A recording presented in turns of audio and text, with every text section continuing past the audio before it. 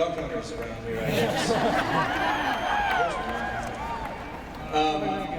Thank you all for staying around, and I want to thank our guys too. I can't tell you how proud I am of not just coming out here, but the way they go about their lives, the way they go about living this thing out, and keeping in step, and calling each other out, accountability. But absolutely the boldness that they have to come out here and stand in front of all of you. It's easy for them to do that out there. This right here isn't necessarily their cup of tea, nor mine, but what an opportunity. But many people step away because they're not comfortable with taking that bold step forward. So I applaud these guys. I'm so proud of how they're going about their business on the field.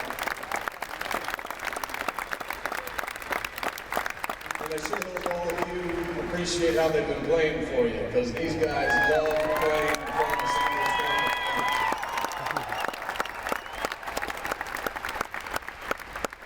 Well, I know we're in a hurry here to get to the main show here, but I just wanted to take a minute and kind of give you a snapshot of my life and some things that have happened in my life, and then I want to give you a challenge. But my story was a very good start. In fact, when I grew up in a church just like Adam, I'm very fortunate that something happened that I didn't expect. At a young age, I became religious. Now, there's a whole bunch of you out there right now that are probably saying, well, isn't that the goal for you Bible thumpers, to become religious? And I'm here to tell you, no, it's not. And if you research Jesus' life at all, you're going to find out that the religious people are the ones that he had the most trouble with. Actually, the ones that ended up taking his life, the ones that kept to keep working, they wanted to keep working and working, trying to make their way through to God through all of their efforts. And Jesus kept telling them, you're missing it here, you're missing it here. And at a young age, I found myself in that position. I was in church probably more than I was in school and on the ball field. I was in the right place, but I wasn't in the right place spiritually. I hadn't given my heart away. So one day a guy showed up and he took advantage of an opportunity, and he was bold, and he called me out and said, you need to make a decision for yourself who Jesus Christ is for you. You need to find out who he is for you. I don't care about your pedigree. I don't care about your family. Who is he to you? And I was just hit right over the head with, wow.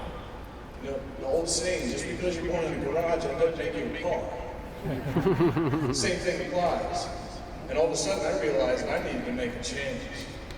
So, this man was also wise enough to present me with the gospel. Now, many of you are going to start getting freaked out when we start throwing these churchy words around. The gospel translated is really just good news. That's it, good news. He wanted to present the good news to me. And you're going to hear more about that gospel word when Willie comes up here, and I can't wait to hear what he has to say. But that gospel is transformational. And he presented me with an opportunity to respond. And I did it. Decision I'll never regret. But to make this story even a little simpler, this path and this story with God can only be broken down into 5 parts. It begins with God, and then it goes to man, then it goes to sin, and then it comes to decision. God, then man, then sin, and then decision. Forget that. God, then man, then sin, then Jesus. Forgot about him, huh? It's hard to do that at Christian Day.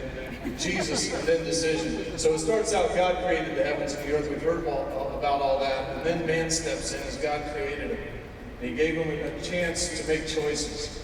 And man chose sin.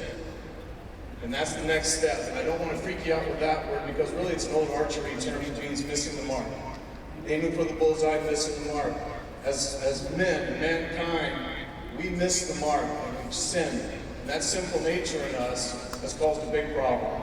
And that problem is that we've got this huge chasm between us and God.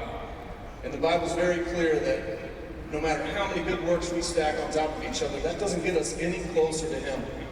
Those good works aren't going to do it. So right at that point, we look helpless, we look hopeless, and then, for God so loved the world that he gave his only Son, Jesus Christ, that whosoever believes in him will not perish but have everlasting life. Jesus stepped in and paid the price for a debt he didn't know, for something that we didn't deserve. That's grace. That's mercy. Jesus Christ paid the price that we couldn't pay on our own. Bridge that gap between us and our Creator. The way that we bridge how we want to go. And so then we go through God, man, sin, Jesus, and now decision. And that's what I'm going to ask you guys today. I'm going to ask you, as I was asked when I was very young, what are you going to do with this information? Because we have two options. We accept it or we reject it. That's really it. We accept what Jesus did or we reject it. And we have an opportunity to then follow what the Bible tells us. One more churchy word is called repent.